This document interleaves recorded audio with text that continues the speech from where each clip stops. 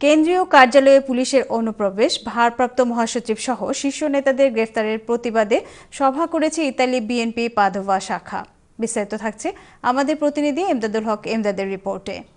বাংলাদেশ যখন গুম হত্যা, কেন্দ্রীয় কার্যালয়ে পুলিশি হামলা ও কেন্দ্রীয় নেতাদের গ্রেপ্তারের প্রতিবাদে মুখরিত, তখন ইতালির বিভিন্ন শহরগুলোতেও চলছে প্রতিবাদ সভা। বাংলাদেশ জাতীয়তাবাদী দল বিএনপি পাদোভা শাখা আয়োজন করে আলোচনা ও প্রতিবাদ সভা। রফিকুল আমিনের চমৎকার উপস্থাপনায়, আখতারুজ্জামানের সভাপতিত্বে অন্যান্যদের মধ্যে বক্তব্য রাখেন সাইদ আহমেদ, সেলিম, ইসাক, ফিরোজ আহমেদ, মনির হোসেন মানিক, দেলোয়ার হোসেন মানিক, জুয়েল, কামাল আকন সহ আরও অনেক জিয়া সমর্থক। এ সময় বক্তারা বলেন, দেশের এই সংকটময় মুহূর্তে সকল জিয়া সৈনিকদের সকল দ্বিধাদ্বন্দ্ব ভুলে গিয়ে এক হয়ে কাজ করার কথাও বলেন।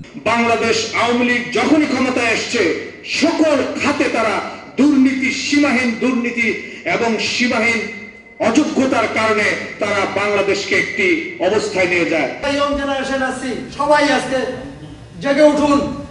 এই প্রতিবাদ, এই ফ্যাসিস্ট সরকারের বিরুদ্ধে আমাদের আন্দোলন গড়ে তুলতে হবে, পাদোভা থেকেই এবং সারা ইউরোপে। এ সময় ভেনিস বিএনপি সিনিয়র সহসভাপতি রিয়াজ শরীফ ও সাধারণ সম্পাদক কামরুজ্জামান বাবু এই প্রতিবাদ সভায় অংশগ্রহণ করে। সালাউদ্দিন আখনের তথ্য ও প্রামাণ্য চিত্র উপস্থাপনের মধ্য দিয়ে বাংলাদেশের গণহত্যা, নেতাকর্মীদের গ্রেপ্তার সহ বর্তমান পরিস্থিতি তুলে ধরেন। ইতালির পাদোভা থেকে এমদাদুল হক এমদাদ, চ্যানেল আই।